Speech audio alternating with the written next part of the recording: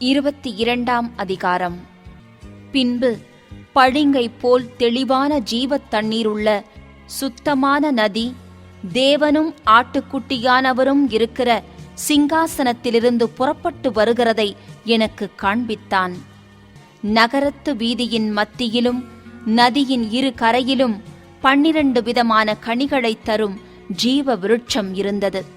அது மாதந்தோறும் தன் கனியை கொடுக்கும்.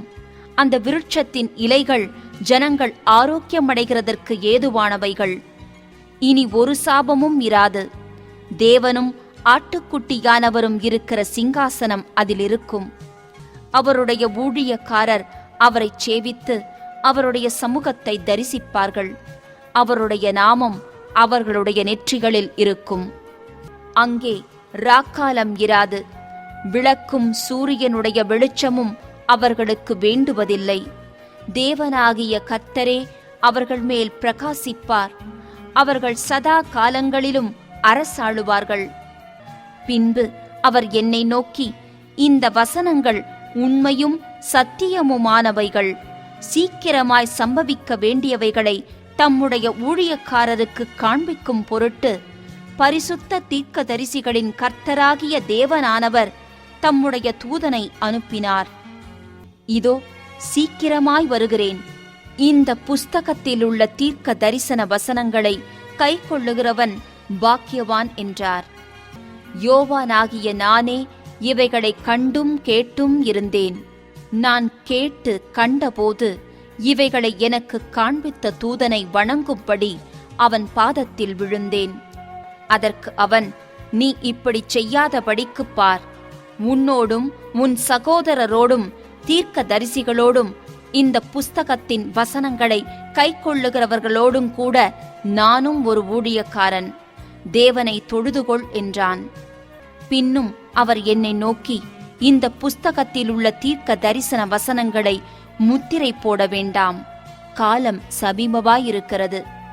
அநியாயம் செய்கிறவன் இன்னும் அநியாயம் செய்யட்டும், அசுத்தமாயிருக்கிறவன் இன்னும் அசுத்தமாயிருக்கட்டும், நீதியுள்ளவன் இன்னும் நீதி செய்யட்டும், பரிசுத்தமுள்ளவன் இன்னும் பரிசுத்தமாகட்டும். இதோ சீக்கிரமாய் வருகிறேன். அவனவனுடைய கிரியைகளின்படி அவனவனுக்கு நான் அளிக்கும் பலன் என்னோடே கூட வருகிறது. நான் அல்பாவும் ஒமேகாவும் ஆதியும் அந்தமும் முந்தினவரும் பிந்தினவருமாயிருக்கிறேன். ஜீவ விருட்சத்தின் மேல் அதிகாரம் உள்ளவர்களாவதற்கும் வாசல்கள் வழியாய் நகரத்திற்குள் பிரவேசிப்பதற்கும் அவருடைய கற்பனைகளின்படி செய்கிறவர்கள் பாக்கியவான்கள். நாய்களும் சூனியக்காரரும் விபச்சாரக்காரரும் கொலைபாதகரும் விக்கிரகாராதனைக்காரரும் பொய்யை விரும்பி அதின்படி செய்கிற யாவரும் புறம்பே இருப்பார்கள். சபைகளில் இவைகளை உங்களுக்கு சாட்சியாக அறிவிக்கும்படிக்கு இயேசுவாகிய நான் என் தூதனை அனுப்பினேன். நான் தாவீதின் வேரும் சந்ததியும் பிரகாசமுள்ள விடிவெள்ளி நட்சத்திரமுமாயிருக்கிறேன் என்றார்.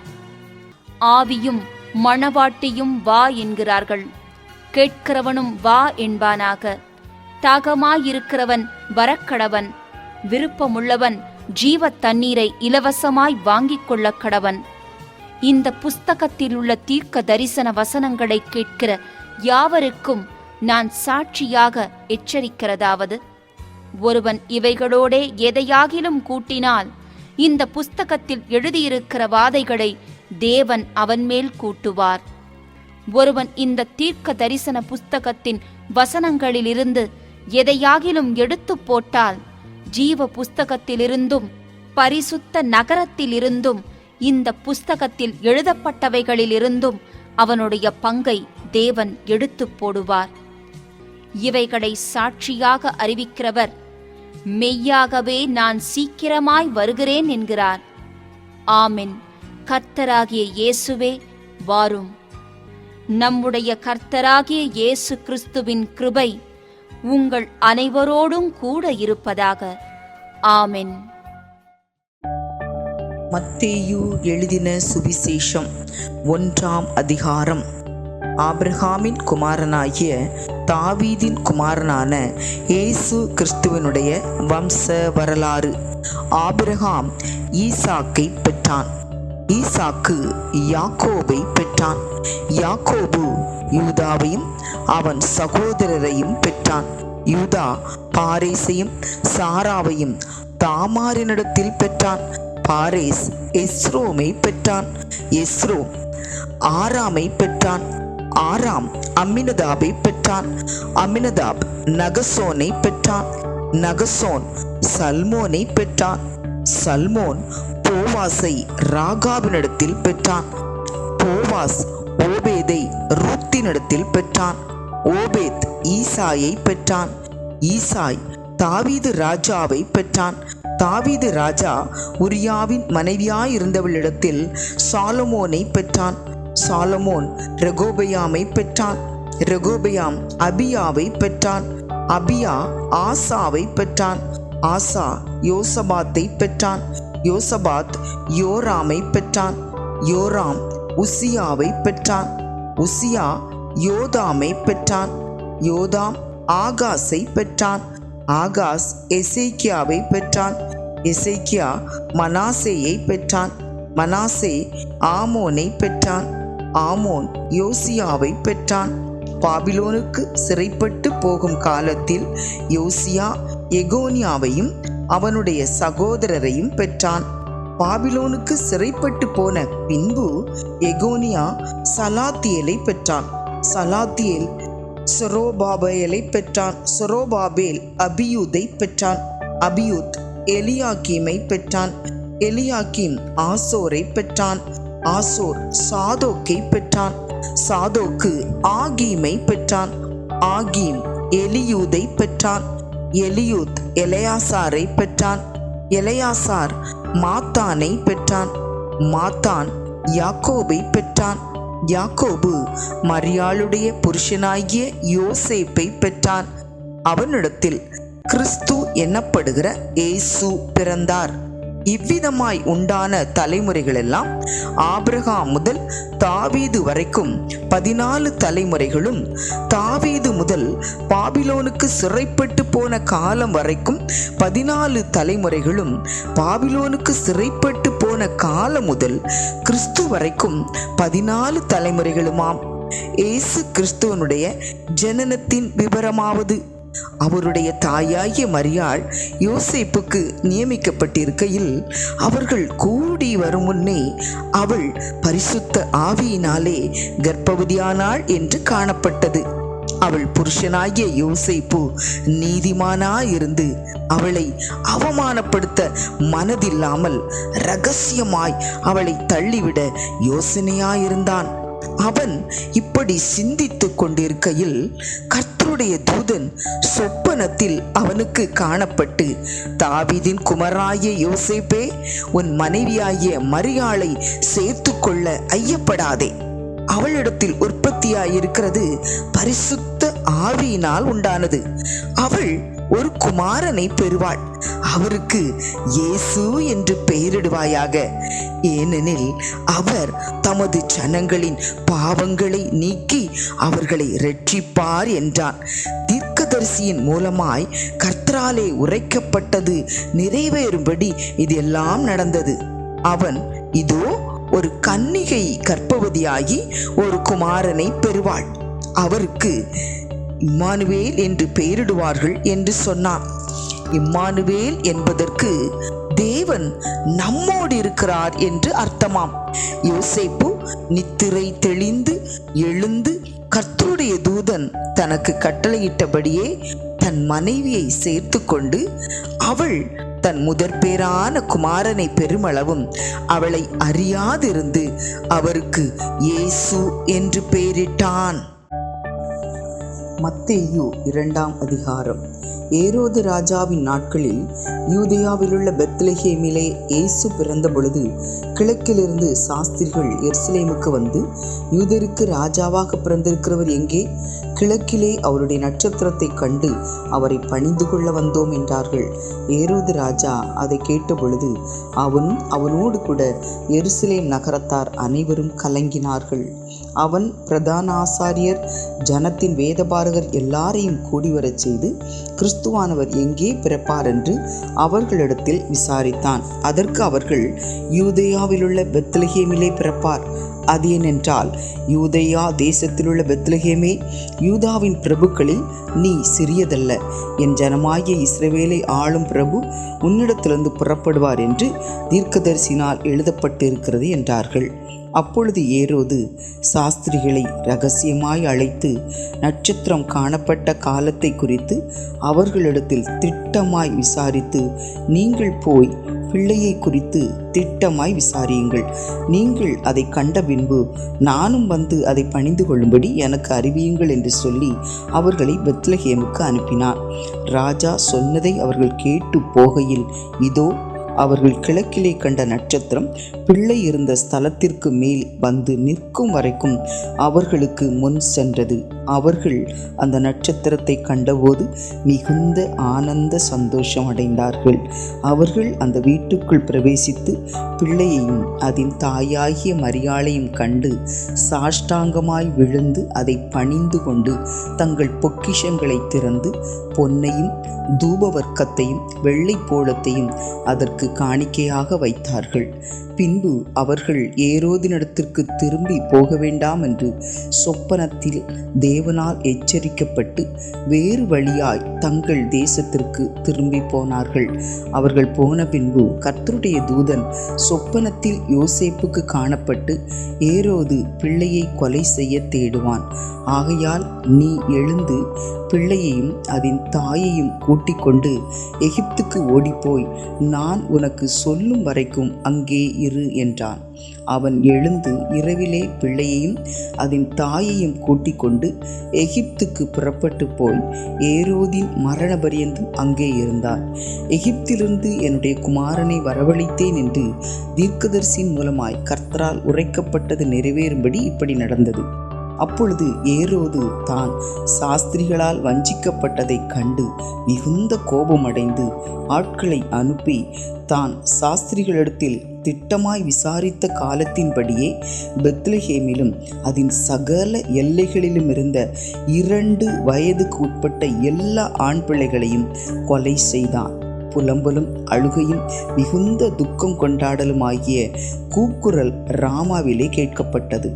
ராகேல் தன் பிள்ளைகளுக்காக அழுது அவைகள் இல்லாதபடியால் ஆறுதலடையாதிருக்கிறாள் என்று எரேமியா தீர்க்கதரிசினால் உரைக்கப்பட்டது அப்பொழுது நிறைவேறிற்று. ஏரோது இறந்த பின்பு கர்த்தருடைய தூதன் எகிப்திலே யோசேப்புக்கு சொப்பனத்தில் காணப்பட்டு, நீ எழுந்து பிள்ளையையும் அதன் தாயையும் கூட்டிக் கொண்டு இஸ்ரவேல் தேசத்துக்கு போ. பிள்ளையின் பிராணனை வாங்க தேடினவர்கள் இறந்து போனார்கள் என்றான். அவன் எழுந்து பிள்ளையையும் அதன் தாயையும் கூட்டிக் கொண்டு இஸ்ரவேல் தேசத்துக்கு வந்தான். ஆகிலும் அர்கலாயு தன் தகப்பனாகிய ஏரோதின் பட்டத்துக்கு வந்து யூதேயாவில் அரசாளுகிறான் என்று கேள்விப்பட்டு அங்கே போக பயந்தான். அப்பொழுது அவன் சொப்பனத்தில் தேவனால் எச்சரிக்கப்பட்டு கலிலேயா நாட்டின் புறங்களிலே விலகி போய் நாசரேத்து என்னும் ஊரிலே வந்து வாசம் பண்ணினான். நசரேயன் எண்ணப்படுவார் என்று தீர்க்கதரிசிகளால் உரைக்கப்பட்டது நிறைவேறும்படி இப்படி நடந்தது. மத்தேயு 3ஆம் அதிகாரம். அந்நாட்களில் யோவான் ஸ்நானன் யூதேயாவின் வனாந்தரத்தில் வந்து, மனம் திரும்புங்கள், பரலோக ராஜ்யம் சமீபித்திருக்கிறது என்று பிரசங்கம் பண்ணினான். கர்த்தருக்கு வழியை ஆயத்தப்படுத்துங்கள், அவருக்கு பாதைகளை செவ்வை பண்ணுங்கள் என்று வனாந்தரத்திலே கூப்பிடுகிறவனுடைய சத்தம் உண்டென்று ஏசாயா தீர்க்கதரிசினால் சொல்லப்பட்டவன் இவனே. இந்த யோவான் ஒட்டகமயிர் உடையை தரித்து தன் அறையில் வார்க்கச்சையை கட்டி கொண்டிருந்தான். வெட்டுக்கிளியும் காட்டுத்தேனும் அவனுக்கு ஆகாரமாயிருந்தது. அப்பொழுது எருசலேம் நகரத்தாரும் யூதேயா தேசத்தார் அனைவரும் யோர்தானுக்கு அடுத்த சுற்றுப்புறத்தார் யாவரும் அவனிடத்திற்கு போய் தங்கள் பாவங்களை அறிக்கையிட்டு யோர்தான் நதியில் அவனால் ஞான ஸ்நானம் பெற்றார்கள். பரிசேயரிலும் சதுசேயரிலும் அநேகர் தன்னிடத்தில் ஞான ஸ்நானம் பெறும்படி வருகிறதை அவன் கண்டு, விரியன் பாம்பு குட்டிகளே, வரும் கோபத்துக்கு தப்பித்து கொள்ள உங்களுக்கு வகை காட்டினவன் யார்? மனம் திரும்புதலுக்கு ஏற்ற கனிகளை கொடுங்கள். ஆபிரகாம் எங்களுக்கு தகப்பன் என்று உங்களுக்குள்ளே சொல்லிக்கொள்ள நினையாதிருங்கள். தேவன் இந்த கல்லுகளினாலே ஆபிரகாமுக்கு பிள்ளைகளை உண்டு பண்ண வல்லவராயிருக்கிறார் என்று உங்களுக்கு சொல்லுகிறேன். இப்பொழுதே கோடரியானது மரங்களின் வேர் அருகே வைத்திருக்கிறது. ஆகையால் நல்ல கனி கொடாத மரமெல்லாம் வெட்டுண்டு அக்கினியிலே போடப்படும். மனம் திரும்புதலுக்கென்று நான் ஜலத்தினால் உங்களுக்கு ஞானஸ்நானம் கொடுக்கிறேன். எனக்கு பின் வருகிறவரோ என்னிலும் வல்லவராயிருக்கிறார். அவருடைய பாதரட்சைகளை சுமக்கிறதற்கு நான் பாத்திரன் அல்ல. அவர் பரிசுத்த ஆவியினாலும் அக்கினியினாலும் உங்களுக்கு ஞானஸ்நானம் கொடுப்பார். தூற்றுக்கூடை அவர் கையில் இருக்கிறது. அவர் தமது களத்தை நன்றாய் விளக்கி தமது கோதுமையை களஞ்சியத்தில் சேர்ப்பார். பதறியோ அவியாத அக்கினியினால் சுட்டெரிப்பார் என்றான். அப்பொழுது யோவானால் ஞானஸ்நானம் பெறுவதற்கு இயேசு கலிலேயாவை விட்டு யோர்தானுக்கு அருகே அவனிடத்தில் வந்தார். யோவான் அவருக்கு தடை செய்து, நான் உம்மாலே ஞானஸ்நானம் பெற வேண்டியதாயிருக்க நீர் என்னிடத்தில் வரலாமா என்றான். இயேசு அவனுக்கு பிரதியுத்தரமாக, இப்பொழுது இடம் கொடு, இப்படி எல்லா நீதியையும் நிறைவேற்றுவது நமக்கு ஏற்றதாயிருக்கிறது என்றார். அப்பொழுது அவருக்கு இடம் கொடுத்தான். இயேசு ஞானஸ்நானம் பெற்று ஜலத்திலிருந்து கரையேறின உடனே இதோ வானம் அவருக்கு திறக்கப்பட்டது. தேவ ஆவி புறாவை போல் இறங்கி தம்மேல் வருகிறதை கண்டார். அன்றியும் வானத்திலிருந்து ஒரு சத்தம் உண்டாகி, இவர் என்னுடைய நேசகுமாரன், இவரில் பிரியமாயிருக்கிறேன் என்று உரைத்தது. மத்தேயு 4ஆம் அதிகாரம். அப்பொழுது இயேசு பிசாசினால் சோதிக்கப்படுவதற்கு ஆவியானவராலே வனாந்திரத்துக்கு கொண்டு போகப்பட்டார். அவர் இரவும் பகலும் 40 நாள் உபவாசம் இருந்த பின்பு அவருக்கு பசி உண்டாயிற்று. அப்பொழுது சோதனைக்காரன் அவரிடத்தில் வந்து, நீர் தேவனுடைய குமாரனே ஆனால் இந்த கல்லுகள் அப்பங்களாகும்படி சொல்லும் என்றான். அவர் பிரதியுத்தரமாக, மனுஷன் அப்பத்தினாலே மாத்திரமல்ல, தேவனுடைய வாயிலிருந்து புறப்படுகிற ஒவ்வொரு வார்த்தையினாலும் பிழைப்பான் என்று எழுதியிருக்கிறதே என்றார். அப்பொழுது பிசாசு அவரை பரிசுத்த நகரத்திற்கு கொண்டு போய் தேவாலயத்து உப்பரிக்கையின் மேல் அவரை நிறுத்தி, நீர் தேவனுடைய குமாரனே ஆனால் தாழ குதியும், ஏனெனில் தம்முடைய தூதர்களுக்கு உம்மை குறித்து கட்டளையிடுவார்.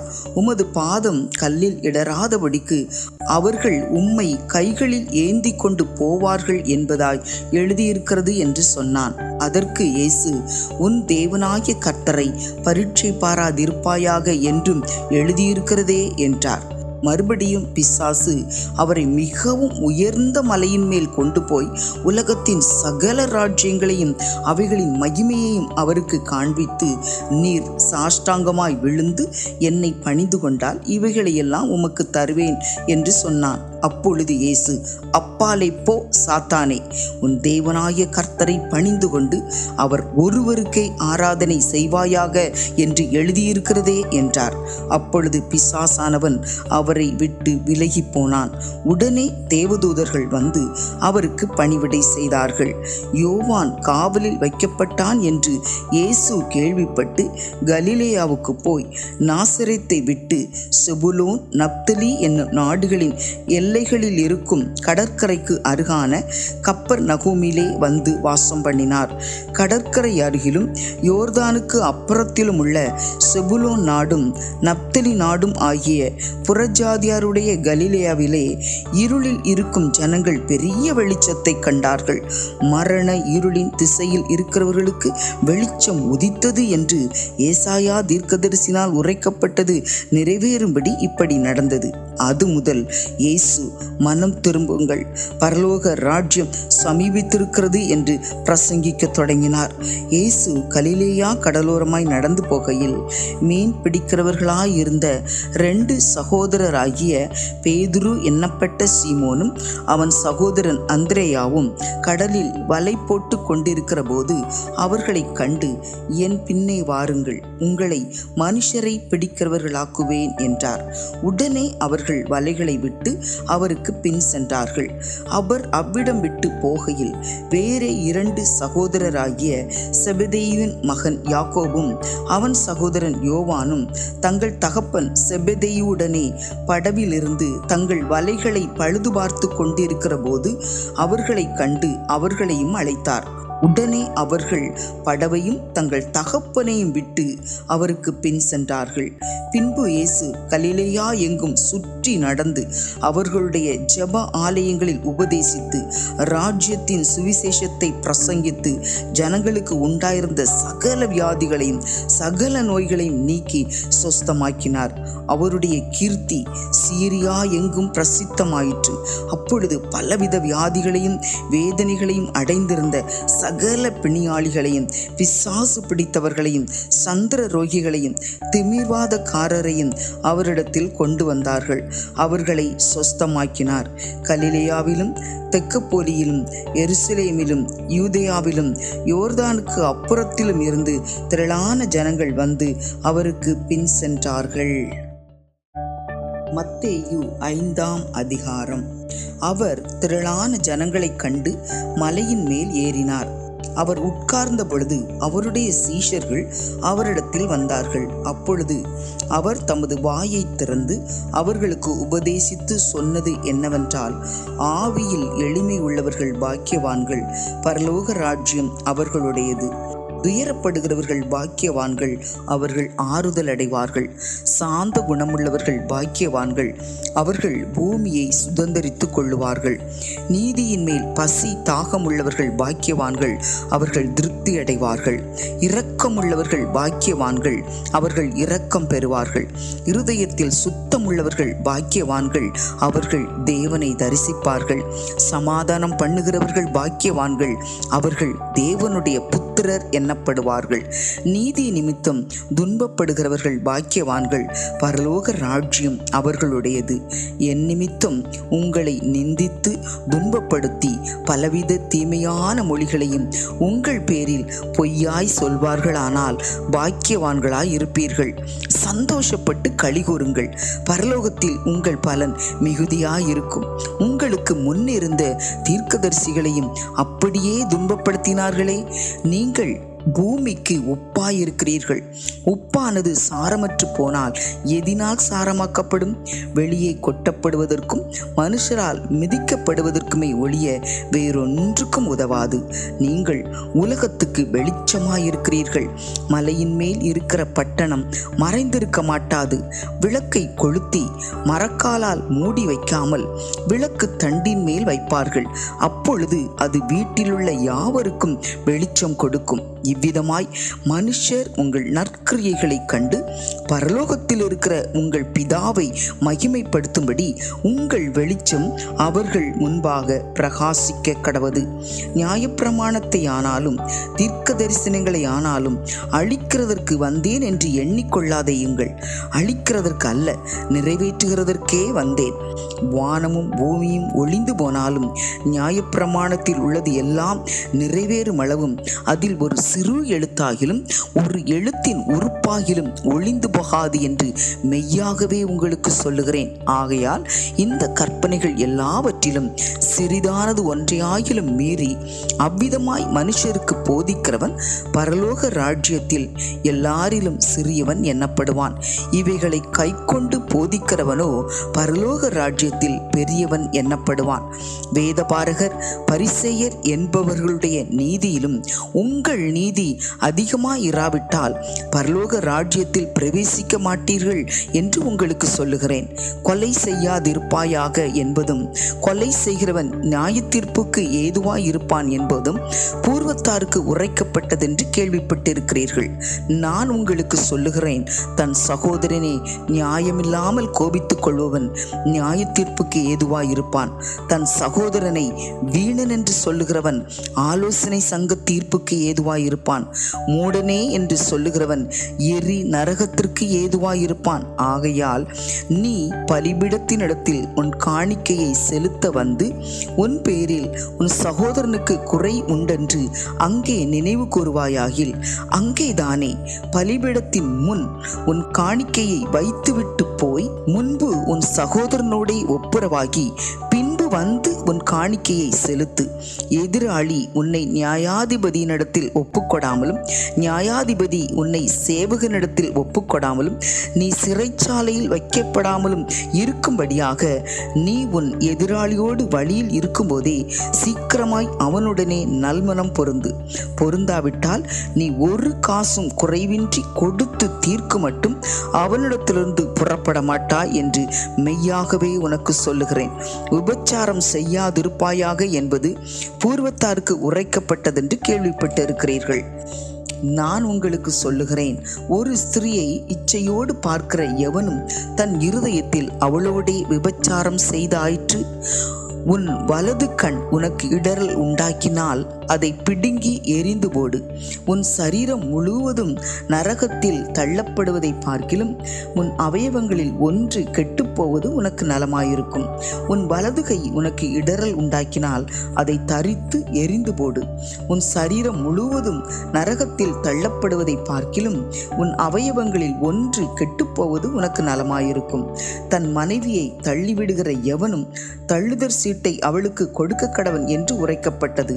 நான் உங்களுக்கு சொல்லுகிறேன், வேசித்தன முகாந்திரத்தினால் ஒழிய தன் மனைவியை தள்ளிவிடுகிறவன் அவளை விபச்சாரம் செய்ய பண்ணுகிறவனாயிருப்பான்.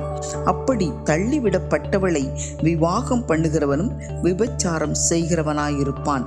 அன்றியும் பொய்யாணையிடாமல் உன் ஆணைகளை கர்த்தர் முன்னிலையாய் செலுத்துவாயாக என்று பூர்வத்தாருக்கு உரைக்கப்பட்டதென்று கேள்விப்பட்டிருக்கிறீர்கள்.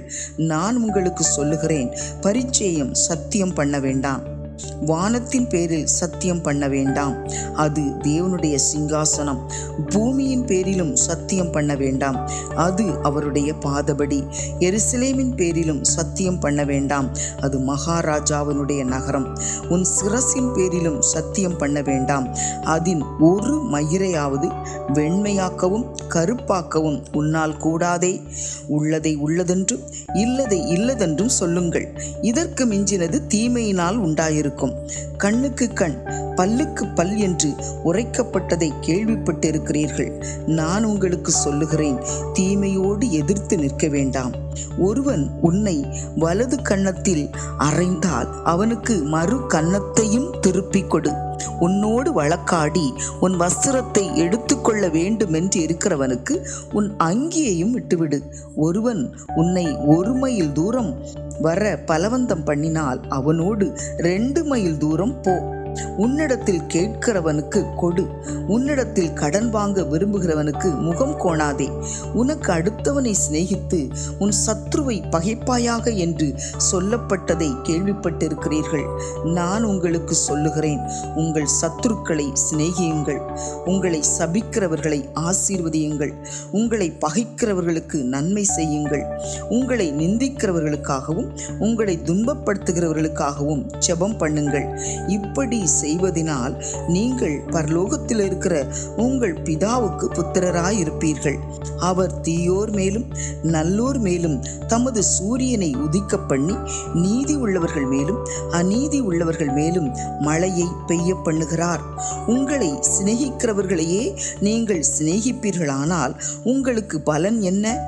ஆயக்காரரும் அப்படி செய்கிறார்கள் அல்லவா? உங்கள் சகோதரரை மாத்திரம் வாழ்த்துவீர்களானால் நீங்கள் விசேஷித்து செய்கிறது என்ன? ஆயக்காரரும் அப்படி செய்கிறார்கள் அல்லவா? ஆகையால் பரலோகத்தில் இருக்கிற உங்கள் பிதா பூரண சற்குணராய் இருக்கிறது போல நீங்களும் பூரண சற்குணராய் இருக்க கடவீர்கள்.